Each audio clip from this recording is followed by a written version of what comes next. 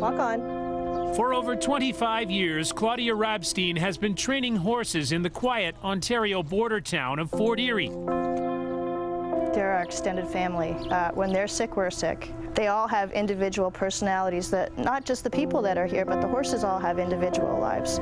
We have a horse that was rescued from the slaughterhouse. He just had a beautiful third the other day. He loves to run, and he has such a great, huge personality. Easy, John. All that will come to an end this fall when Fort Erie will host its last race in October and then close forever. It breaks my heart. I look at their little faces and I think, what am I going to do with you? Whose special family am I going to find for you? It's just one of 3 Ontario border town tracks facing extinction due to the end of the government-funded Slots at Racetracks program. Windsor has already closed. Hiawatha in Sarnia could be next. In 1998, the Ontario Conservative government introduced the OLG Slot Machines at Racetracks program at 17 Ontario tracks. They housed the slots. The provincial government received 75% of the generated revenue. Meantime, the tracks took 20%, and the local municipalities received the remaining 5%. The program injects over $1 billion annually into the provincial economy.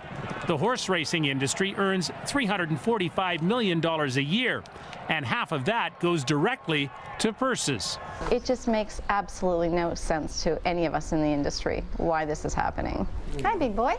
For breeders like Yvonne Schwab, the Ontario government's decision to end the program means she may have to move her business south of the border. What you doing? The people that are invested in my farm, that have borders on my farm, if there's no purse structure here for them, they're not going to want to race here, and the Ontario bred will have very little value, so they're not, either their investments will either cease or go elsewhere, but either way, the way it'll affect me is that, you know, that source of income will be gone.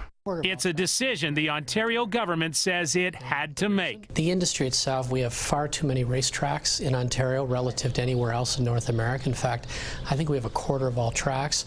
A lot of that money goes out of the province. And a lot of the people who are going to the tracks aren't going for the horse racing, they're going for the slots. So we have to revamp our business model in terms of gaming. Experts tell me somewhere between 5, maybe 6 tracks will survive, including Woodbine, and the industry that is left will be stronger. We are simply not in a position to continue operating. Nick Eves is the head of Woodbine Entertainment.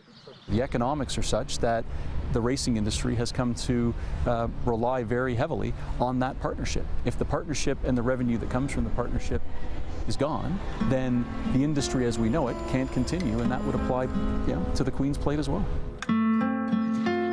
For the people who make their living at horse racing, people like Claudia Rabstein, it may mean uprooting her family or trying to find a different way of life altogether. To just pull the rug out from under 60,000 people, you're going to devastate an agricultural society, not just the horses, the people that raise the hay and the grain and the bedding.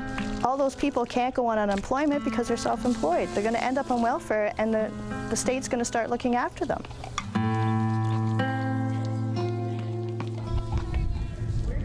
Well, there's a look at the field of 14 in the 153rd running of the Queen's Plate. A few drops of rain beginning to fall here at Woodbine, and the wind has picked up. And yes, it just continues to add to the mix. Well, if this comes to pass, Jim, and it looks like it very well might, what happens next? Well, from my position as a contractor to the industry, I can see very plainly that this is a relationship that has worked very, very well. Both the government and the racing industry have contributed to it, and they've benefited significantly from it. And now to have it end because one party wants a divorce, it's very difficult for the racing industry to understand. They don't want to be divorced. They don't understand why there is a divorce, and there is very little compensation coming. That's what the industry is saying. They're not sure if there is another partner waiting in the wings. but they know that they've contributed to a partnership that's been prosperous for both the government and themselves. Like the weather today for the Queen's Plate, this is an ominous sign for the Ontario thoroughbred racing industry. And on a day when we're supposed to be focusing on sport, there are a lot of people who are thinking about the business of this game.